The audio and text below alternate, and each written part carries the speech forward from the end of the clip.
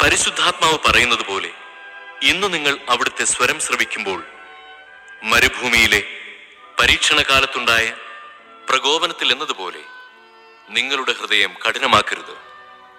അവിടെ നിങ്ങളുടെ പിതാക്കന്മാർ 40 വർഷം എന്നെ പരീക്ഷിക്കുകയും എന്റെ പ്രവൃത്തികൾ കാണുകയും ചെയ്തു.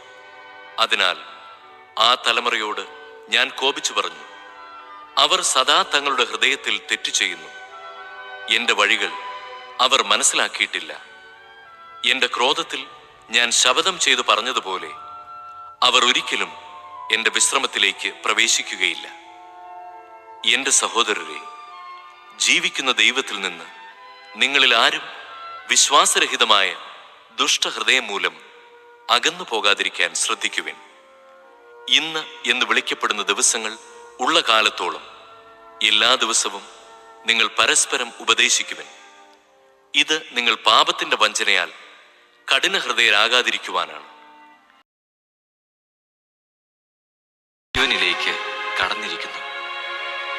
സത്യം സത്യമായി ഞാൻ നിങ്ങളോട് പറയുന്നു, മരിച്ചവർ ദൈവപുത്രന്റെ സ്വരം ശ്രവിക്കുന്ന സമയം വരുന്നു, അല്ല വന്നു കഴിഞ്ഞു. ആ സ്വരം ശ്രവിക്കുന്നവർ ജീവിക്കും.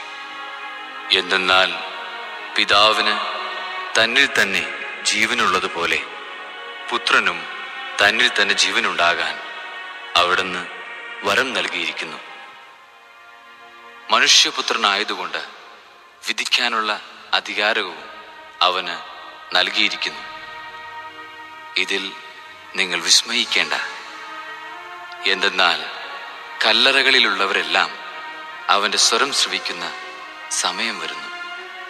അപ്പോൾ നന്മ ചെയ്തവർ ജീവന്റെ ഉയർപ്പിനായും തിന്മ ചെയ്തവർ ശിക്ഷാവിധിയുടെ ഉയർപ്പിനായും പുറത്തു വരും.